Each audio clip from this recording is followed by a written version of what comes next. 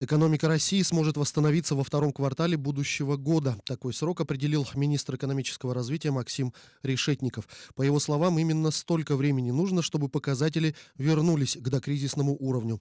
Но очень много, к сожалению, внешних факторов, очень много и санитарно-эпидемиологических факторов, очень много факторов того, что происходит в соседних странах, заметил министр, уточнив, что все в совокупности формирует тревожный фон как у граждан, так и у бизнеса.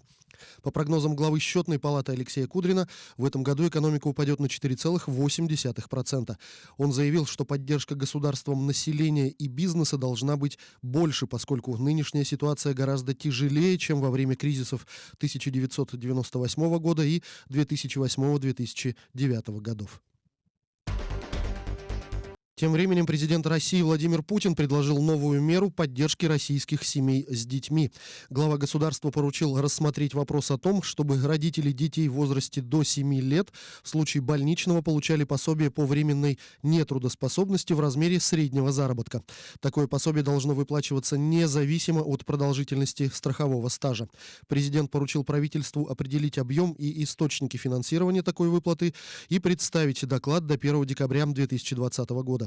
Кроме того, глава государства поручил до 1 августа 2021 года внести предложение о дополнительной адресной поддержке детей, чьи родители уклоняются от уплаты алиментов.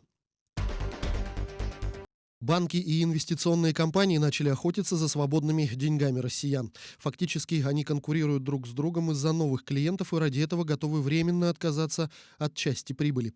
Для привлечения новых клиентов многие инвесткомпании готовы снижать комиссии или вовсе отменять их, в том числе на брокерское обслуживание, проводить бесплатное обучение, предоставлять аналитические материалы или гарантировать возврат убытков в случае неудачных инвестиций.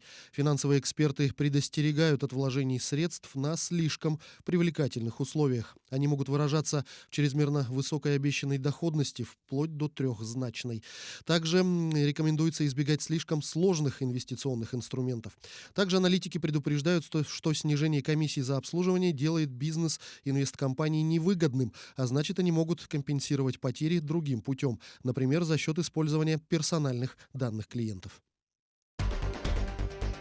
Счетная палата усомнилась в том, что изменение подхода к расчету прожиточного минимума с 2021 года повлияет на рост прожиточного минимума пенсионера. Это следует из заключения счетной палаты к проекту бюджета Пенсионного фонда России на 2021 год и плановый период 2022-2023 годов. Изменения не гарантируют ежегодное увеличение прожиточного минимума пенсионера. В этой связи ежегодный стабильный рост материального обеспечения граждан, являющимися получателями социальных доплат к пенсии, не будет обеспечен, утверждается в заключении. Также в счетной палате уточнили, что если прожиточный минимум пенсионера в регионе не изменяется в течение нескольких лет, это может привести к сокращению пенсионных выплат в новом году по сравнению с текущим годом. По данным ведомства, в 2020 году величина прожиточного минимума пенсионера оставалась на уровне прошлого года в 24 российских регионах. В проекте федерального бюджета на 2021-2023 годы предусмотрены необходимые средства на индексацию пенсий выше инфляции, подчеркнул премьер-министр Михаил Мишустин.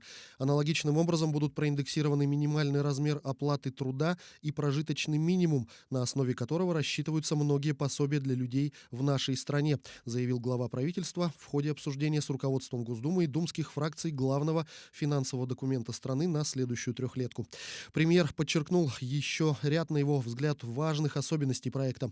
Увеличен объем финансирования для лечения высокозатратных нозологий. Кроме того, на лечение детей с орфанными заболеваниями будет направлено более 60 миллиардов рублей, напомнил Мишустин. Правительство заложило ресурсы для продления программы льготной ипотеки под 6,5% годовых, что, как ожидает глава Кабмина, поможет снизить затраты людей на приобретение жилья. Также предусмотрены средства на продолжение программы формирования комфортной городской среды и комплексного развития сельских территорий.